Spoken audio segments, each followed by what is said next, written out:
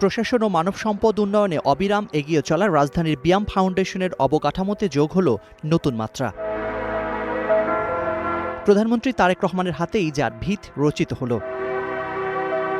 এই কর্মযজ্ঞ শুধু ভবন নির্মাণের মধ্যে সীমাবদ্ধ না থেকে আধুনিক, দক্ষ ও মানসম্মত প্রশাসন তৈরিতে ভূমিকা রাখবে বলে প্রত্যাশা করেন প্রধানমন্ত্রী।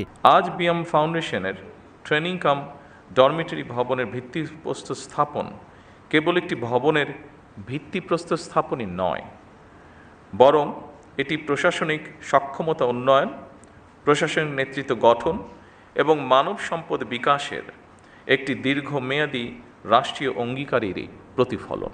প্রশাসনকে যুগোপযোগী ও জনবান্ধব করতে হলে দক্ষতা ও জবাবদিহিতা দুটোই নিশ্চিত করার তাগিদ দেন সরকার প্রধান। জনগণ আমাদের উপর যে আস্থা রেখেছে, সেই আস্থার মর্যাদা রক্ষা করতে হলে প্রতিটি ক্ষেত্রে স্বচ্ছতা, জবাবদিহিতা এবং নৈতিকতার দৃঢ় চর্চা নিশ্চিত করা প্রয়োজন। বিশ্ব এখন আর্টিফিশিয়াল ইন্টেলিজেন্সের যুগে প্রবেশ করেছে। সুতরাং বৈশ্বিক প্রতিযোগিতায় টিকে থাকতে হলে জনপ্রশাসনের কর্মকর্তাদেরকেও সময়ের সঙ্গে মোকাবেলায় নিজেদেরকে প্রস্তুত রাখা অত্যন্ত প্রয়োজন।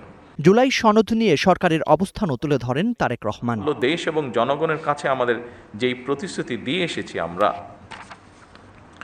এসব স্রেফ রাজনৈতিক প্রতিশ্রুতি নয়, বরং জনগণের সঙ্গে করা আমাদের চুক্তি। জনগণ আমাদের ইশতেহারের পক্ষে রায় দিয়েছে।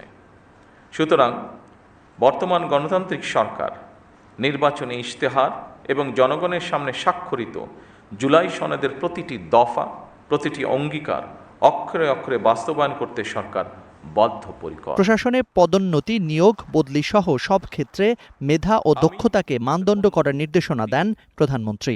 আপনাদের প্রতি আমার আহ্বান, নিজেদেরকে শুধু প্রশাসনিক কর্মকর্তা হিসেবে নয়, বরং জনগণের সেবক এবং বন্ধু হিসাবে ভাবুন। Zakaria Ahmed, star news, Dhaka.